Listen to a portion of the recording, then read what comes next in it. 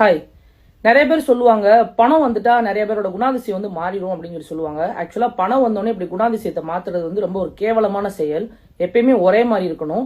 எந்த வழியில போனாலும் சரி வந்த வழியை மறக்க கூடாது. அதுக்கு ஒரு மிக சிறந்த உதாரணம் வந்து கிருஷ்ணர் தான் நான் சொல்லுவேன். என்ன அப்படின்னா கிருஷ்ணரோட ரொம்ப க்ளோஸ் ஃப்ரெண்ட்ஸ்ல வந்து சுதாமாவும் ஒருத்தர். அவர் ஒரு நாள் என்ன பண்ணிருக்கிறாரு அப்படின்னா அவரோட குடும்ப கஷ்டத்தை தாங்க முடியாம குடும்பத்தை ரன் பண்ண முடியாம கிருஷ்ணர்கிட்ட ஹெல்ப் கேட்டு போயிருக்கிறாரு. கிருஷ்ணர் வந்து முன்னாடி சுதாமா கூட சின்ன பிள்ளைல விளையாண்டப்ப ஜஸ்ட் வந்து அவர் ஒரு ஆடு மேய்ச்சிட்டு மாடு மேய்ச்சிட்டு அவரும் அந்த மாதிரி மேய்ப்பரா இருந்தவர் தான். ஆனா துவாரகையோட மன்னன் ஆனதுக்கு பிறகு வந்து சுதாமா ஹெல்ப் கேட்டு போயிருந்தப்ப கூடயும் கிருஷ்ணர் அதே மாதிரி தான் வழி நடத்தி இருக்கிறாரு. எப்படி சின்ன பிள்ளைல பண்ணாரோ அதை விட இன்னும் ரொம்ப ரெஸ்பெக்ட் கொடுத்து வந்து சுதாமா வந்து வழி நடத்தி இருக்கிறாரு. வந்தவருக்கு பாத பூஜை எல்லாம் பண்ணி செல்வங்கள்லாம் கொடுத்து அவருக்கு வீடெல்லாம் கொடுத்து அவங்க மனைவிக்கு அவங்க குழந்தைங்களுக்கு எல்லாம் ஹெல்ப் எல்லாம் பண்ணியிருப்பாரு கிருஷ்ணர். சோ இதுல இருந்து நம்ம தெரிஞ்சுக்க வேண்டிய விஷயம் என்ன அப்படின்னா எப்பயுமே எந்த ஒரு ஏற்றத்துக்கு போனாலும் கூட குணம் மட்டும் ஒரே மாதிரி இருந்தா மட்டும்தான் அது மதிக்கத்தக்க இருக்கும்.